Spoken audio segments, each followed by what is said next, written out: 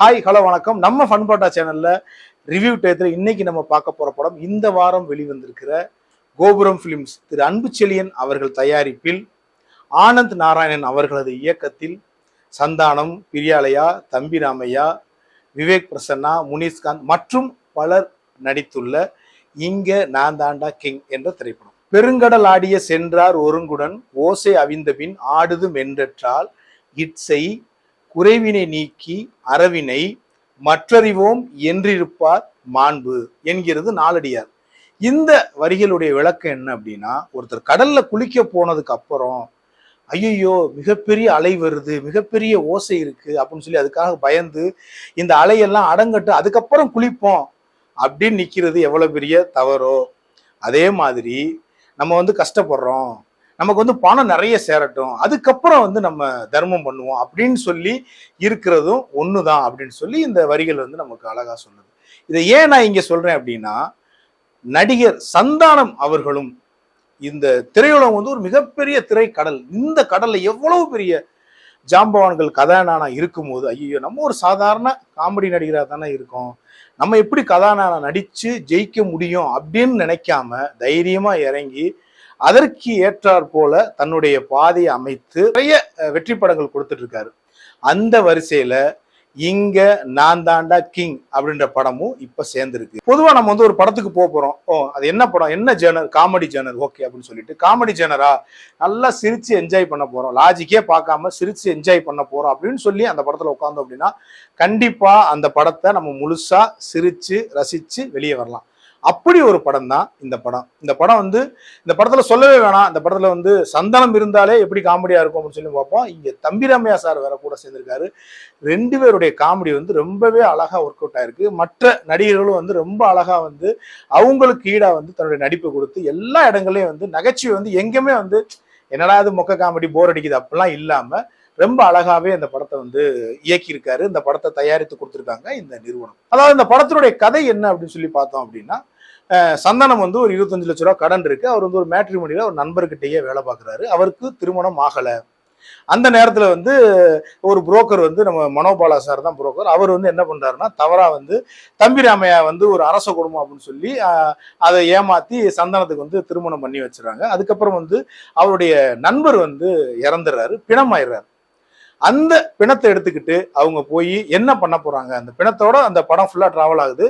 என்ன பண்ண போறாங்க, அந்த பிணத்தை எப்படி பிணத்தை புதைச்சி எப்படி அதுல இருந்து தப்பிக்க போறாங்க அப்படின்றதான் மீதி திரைக்கதை.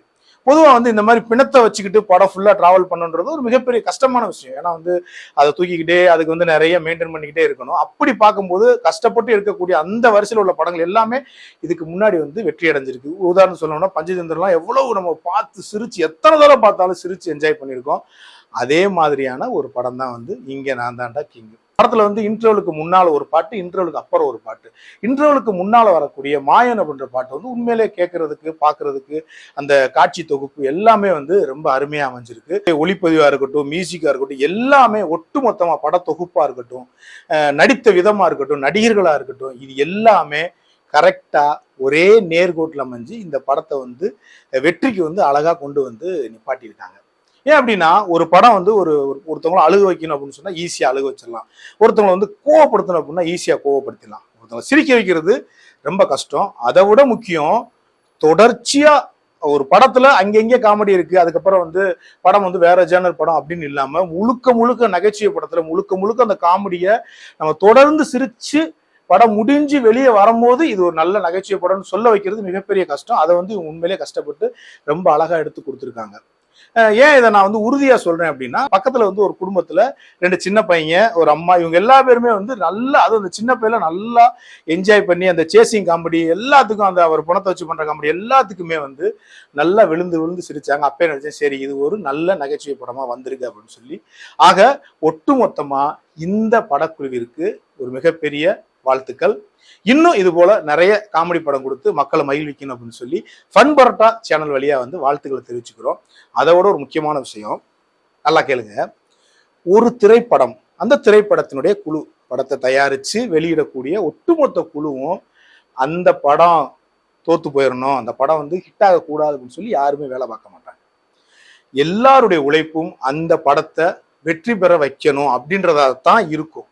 அப்படி இருக்கும்போது இன்றைய காலகட்டத்துல இந்த படத்தை வந்து எப்படியாவது தவறா விமர்சனம் பண்ணி அந்த படத்தை ஓட விடக்கூடாது, அதன் மூலமா நாம சுயலாபம் அடையணும்னு சொல்லி நிறைய பேர் கிளம்பியிருக்காங்க. அது யாருன்னு உங்களுக்கே தெரியும். அதாவது உண்மையான விமர்சனம் எப்படி இருக்கணும், ஒரு விமர்சனம் ஒருத்தரை வந்து குறை சொல்றோம் அப்படின்னா அவர் அடுத்து தன்னுடைய குறையை திருத்தி நிறை வழியில் செல்லக்கூடியதாத்தான் அந்த விமர்சனம் இருக்கணும். ஆனா நம்ம கொடுக்கக்கூடிய விமர்சனத்துல அடுத்து நான் படமே எடுக்க மாட்டேன்டா சாமி, நான் படத்துல நடிக்கவே மாட்டேன்டா சாமின்னு ஓடுற அளவுக்கு விமர்சனம் செஞ்சு அதுல நம்ம லாபம் சம்பாரிச்சோம் அப்படின்னா அதுக்கு பேர் வந்து லாபம் இல்ல, வேற.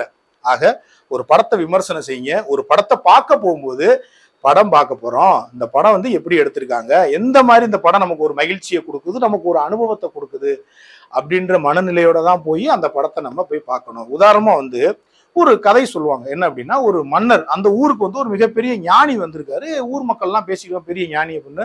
அவரை நான் பார்க்கணும், அவன் என்ன பெரிய ஞானி அப்படின்னு சொல்லி வர சொல்லு அப்படின்னு சொல்லி மன்னர் சொல்லியிருக்காரு. சரி அரசர் கூப்பிடுறாருன்னு சொல்லி ஞானியும் ஞானியோட ஒருத்தர் கூட போயிருக்காங்க. போய் உள்ள அரண்மனைக்கு உள்ள வரும்போதே அவர் அசிங்கப்படுத்தணுன்ற எண்ணத்துல மன்னர் என்ன பண்றாரு, உள்ள வரும்போதே உன்னைய பாக்குறதுக்கு ஞானின்னாங்க, நீ ஒரு பன்னி மாதிரி இருக்கு அப்படின்னு சொல்லி அந்த ஞானியை வந்து திட்டுறாரு.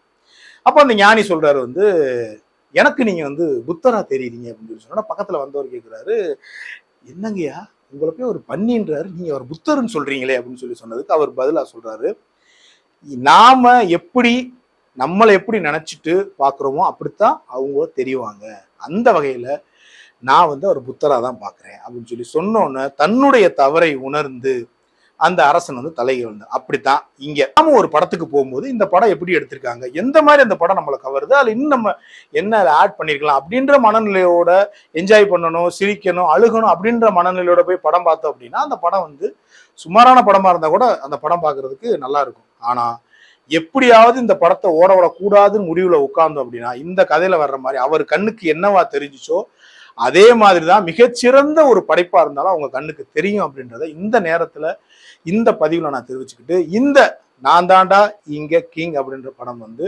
கண்டிப்பா இந்த சம்மர்ல இந்த விடுமுறையில குடும்பத்தோட இந்த வாரம் சிரிச்சு என்ஜாய் பண்ணணும்னு நீங்க முடிவு பண்ணீங்க அப்படின்னா கண்டிப்பா தியேட்டர்ல போய் இந்த படத்தை பாருங்க. இது வந்து நல்லா குடும்பத்தோட நீங்க சிரிக்கிறதுக்கு ஒரு ஏற்ற படம். நீங்க தைரியமா தாராளமா இந்த படத்தை போய் நீங்க தியேட்டர்ல பார்க்கலாம். இந்த படத்துக்கு என்னுடைய மதிப்பு 5க்கு 3.5. இந்த படக்குழுவினர் அனைவருக்கும் என்னுடைய இந்த ஃபன் புரோட்டா சேனல் சார்பாக மனமார்ந்த வாழ்த்துக்கள். இன்னும் நல்ல படைப்புகளை கோபுரம் பிலிம்ஸ்ல இருந்து எதிர்பார்க்கிறோம். மீண்டும் ஒரு நல்ல ரிவ்யூவில் உங்களை சந்திக்கின்றேன். உங்கள் கலைநேசன் ஜான் தேவா. நன்றி.